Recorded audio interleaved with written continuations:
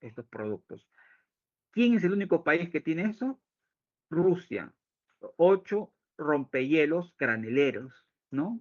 Y que son rompehielos atómicos, son buques atómicos, de tal manera que su autonomía, ojo, autonomía de transportes por años. Entonces, no tienen problema. Entonces, estos barcos avanzan por el Ártico, rompen el hielo y siguen avanzando. Alguien me dirá, ¿y si otro país quiere exportar por acá? Sí lo puede hacer, pero tiene que contratar los servicios de un rompehielo. Entonces, el rompehielos ruso sirve como tridente de ese barco. No sé si me dejo entender. Entonces, entra el rompehielo, va entrando el rompehielos ruso y por atrásito va, le va siguiendo por el camino que va generando el buque extranjero fuera de la bandera rusa, ¿no? Es muy interesante, ¿no? Eh, Seguimos. Antes de esto, entonces había dicho que es la ruta del Mar del Norte, el pasaje noroeste, como le dije que es una ruta que está idealizada, no existe. La ruta transpolar. ¿Aló? ¿Se me escucha, no? ¿Sí? ¿Se me Sí, escucha? justo, sí, justo, se Perfecto. escucha. Perfecto. Solo, ya, estamos en los minutos Sí, también sí, ya. sí, sí, sí. La ruta transpolar, que es una ruta que, como dije, está idealizada también, pero no idealizada completamente, es decir, ya se ha visto para desarrollarlo, como digo, en 30 a 40 años, porque el deshielo es inminente. Y otra propuesta es el proyecto del corredor ártico, ¿no? Que es el puente ártico que conecta la ciudad de Murmansk, Rusia, eh, eh, con el puerto de Churchill en Canadá. ¿Y dónde es esto? Acá, lo de aplicado, es Murmansk, esta es una ciudad rusia, y más o menos hasta el puerto de Churchill en Canadá son 7.919 kilómetros. Este es un tiro geopolítico tremendo de Rusia. Y alguien me dirá, ¿y qué tiene que ver esto? Rusia se ha preparado, está construyendo esta ciudad a toda velocidad. Es la puerto industrial más grande de todo el Ártico. Todo el Ártico, si alguien me pregunta, ¿cuál es el punto industrial naviero más importante de todo el Ártico? Solo el Ártico, es Murmansk, en Rusia. Están diseñando inclusive ciudad, están transformando toda esta zona que es frío, ¿no? Hielo, pero para hacer una ciudad que pueda ser habitable por una gran cantidad de personas, porque la intención de ellos es generar esta propuesta hacia el puerto de Churchill en Canadá, ¿no? Y imagínense, toda la producción llegaría hacia Canadá y de Canadá hacia todo prácticamente América, ¿no? Porque por transporte terrestre puede llegar hasta donde sea. Ya, y obviamente esta propuesta lo haría con trenes de alta velocidad, ¿no? No estén pensando que lo van a hacer con camiones, ni a balas, ¿no? Como decimos, ni a balas, no con trenes de alta velocidad, trenes de transporte de alta velocidad. Pero él se saltaría el sistema de navegación más allá hacia digamos, que involucraría entrar de repente por el canal de Panamá o entrar de repente por Brasil, por la ruta de Chancay, ¿no? Puerto Santos en Brasil, y esta es la ruta que ellos están viendo, ¿no? Entrar justamente en la propuesta del puente ártico. Justamente en estos barcos, como le dije, granileros, ¿no? Que tienen estas cabinas donde se depositan los productos. Terminamos con estos análisis, fíjense, para que se den una idea, desde Vladivostok, que es el puerto, un punto de entrada muy importante en Rusia, donde el puerto principal del Transiberiano. ¿Qué cosa es el Transiberiano? Es la ruta ferrocarrilera más larga del planeta. La más larga es el Transiberiano, entonces va así, atraviesa prácticamente todo Rusia y llega hasta el corazón de Europa, llega hasta España, Holanda, Alemania, España, hasta Holanda, hasta España. Increíble. Bueno, desde Vladivostok por el canal, ¿no?, de China, son 23.000 kilómetros. Si se va en dirección contraria por esta ruta polar, 14.000 kilómetros. De 52 a 31 días. ¿Qué les parece? Uf, un ahorro total, ¿no?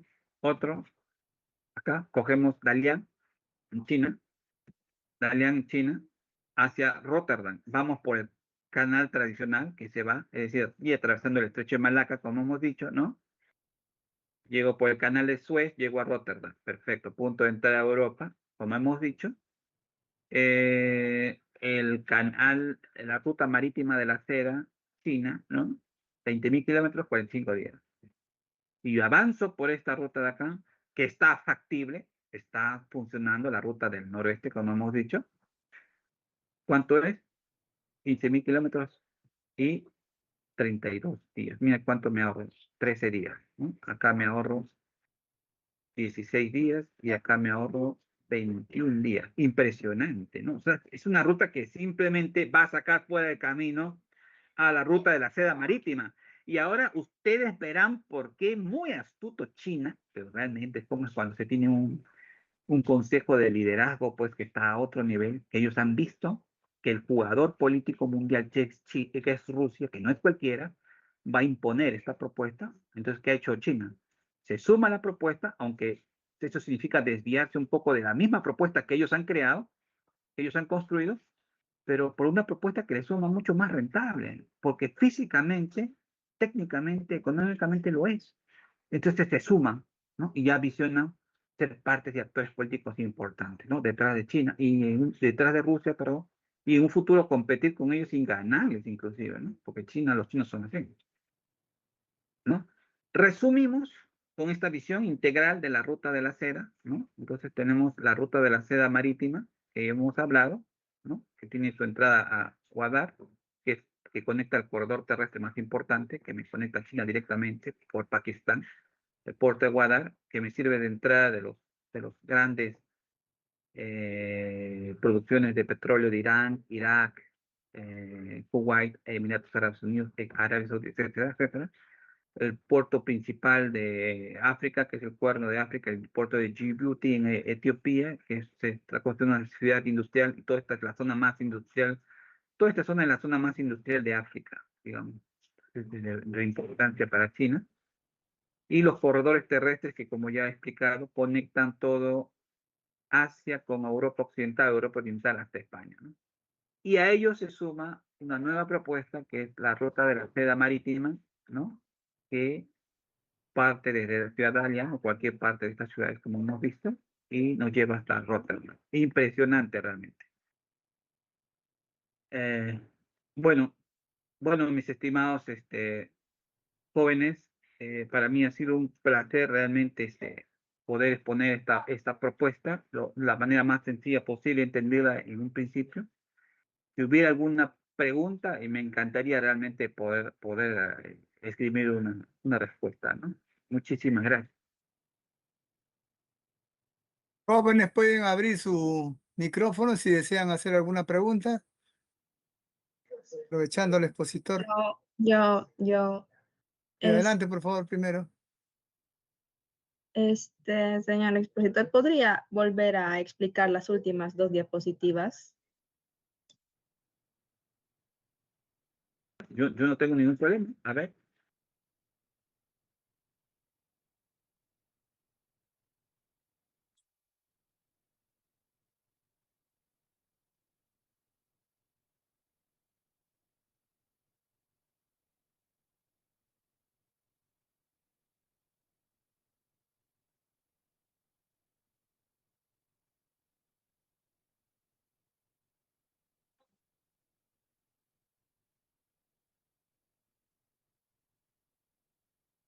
¿A esta te refieres? ¿A esta te refieres, perdón? ¿Sí? Sí, sí. Esta y esta. Ya, ok, ya. Esta de acá. Entonces, estaba diciendo que es la ruta marítima bajo el hielo ártico. Había dicho, eh, con toda la explicación que he dado, que, a ver, vamos a poner acá, un ratito, voy a poner el cobre. Ujú. A ver, no está.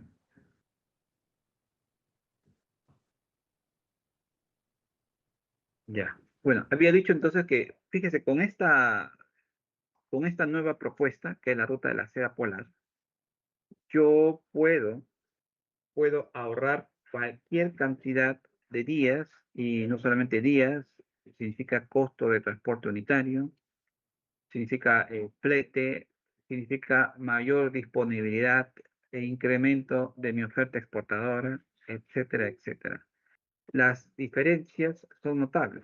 Por ejemplo, si puedes apreciar hacia la parte derecha, dice Vladivostok, San Petersburgo, desde Vladivostok, que son desde Vladivostok, que es una ciudad que se encuentra casi cercana a frontera con China, ¿no? Cerca de Dalian, inclusive.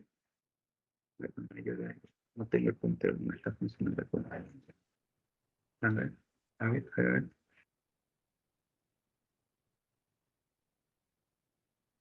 Ahí está, ahora sí. Entonces yo tengo Vladivostok. Desde Vladivostok me llego hasta San Petersburgo, que es una ciudad muy cercana a inclusive a Ucrania, ¿no? Ya que están en guerra, pues también San Petersburgo está cerca. Y desde ahí hasta el puerto de Rotterdam son 23.000 kilómetros. Es decir, si yo quisiera usar la ruta de la seda, la ruta marítima de la seda, ¿no? 23.000 kilómetros. Y me demora 52 días. ¿Para qué voy a tomar esa ruta si puedo, en lugar de 23.000 kilómetros, tomar solo 14.000 kilómetros? Y voy por la ruta de la seda polar. No la ruta de la seda marítima que creó China, sino la ruta de la seda polar que lidera Rusia. Ruta de la seda marítima que creó China y la ruta de la seda polar que lidera Rusia, ¿no? Entonces me voy por acá y son 14.000 kilómetros, 31 días. Lo mismo, por ejemplo, en el caso de los chinos, Dalian. Dalian son 20.000 kilómetros, ¿no? Hacia Europa, 45 días.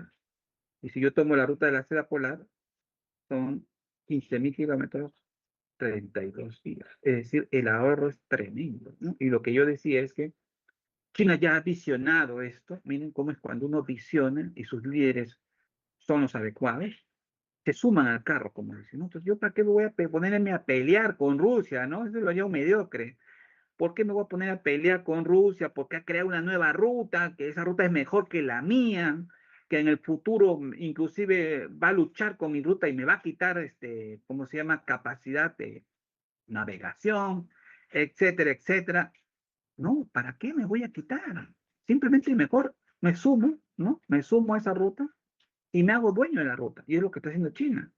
Y cuando digo me hago dueño, lo digo literalmente, ¿no? Porque, como expliqué al comienzo, ha sucedido algo inconcebible, ¿no? Los países árticos son 8, que son los que son los que conforman el Consejo Ártico. Y lo han puesto a alguien que no es no ártico como China, lo han puesto como un observador, ¿no? Algo así como, ¿se acuerdan los BRICS? Y tenían luego, los demás países eran observadores, los BRICS, en un principio, ¿no? Pero se habrán observado, mira, y está buena la pregunta porque me permite explicitar lo siguiente.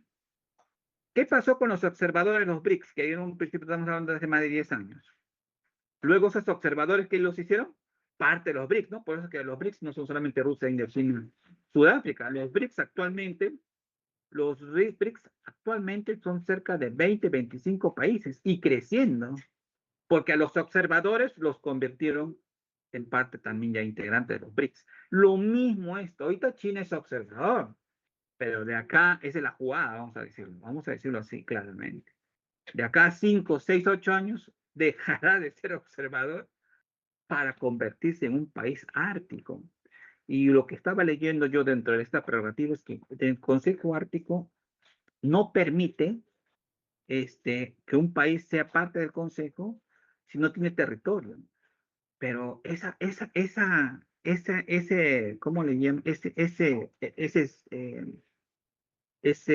Vamos a decir, escollo, esa es la palabra, ¿no? Puede ser fácilmente pasado de largo, porque la jurisprudencia internacional ya ha estudiado esto y ya lo ha visto. Por ejemplo, Dinamarca no es un país ártico, como explicamos, pero sin embargo, porque es dueño y compró ese territorio de Groenlandia, se convirtió en un país ártico. Lo mismo Estados Unidos, no es un país ártico, pero como compró ese territorio, se lo compró a Rusia en el siglo XIX, en el siglo XIX, efectivamente, el siglo XIX se lo compró, Alaska, entonces gracias a comprar ese territorio se convirtió en un país ártico. Lo mismo China piensa hacerse, y cuál es la jugada acá, que de repente Rusia, en un afán de geopolítico de generar una alianza más poderosa, porque este es un trabajo para socios poderosos, quizás simplemente, ¿qué es lo que haría, no? Es decir, de repente ahí cojo un territorio, porque Rusia es tan grande y me sobra territorio, que le puedo ahí crear como una especie de enclave China, ¿no? Puedo ahí crear 10 kilómetros cuadrados, o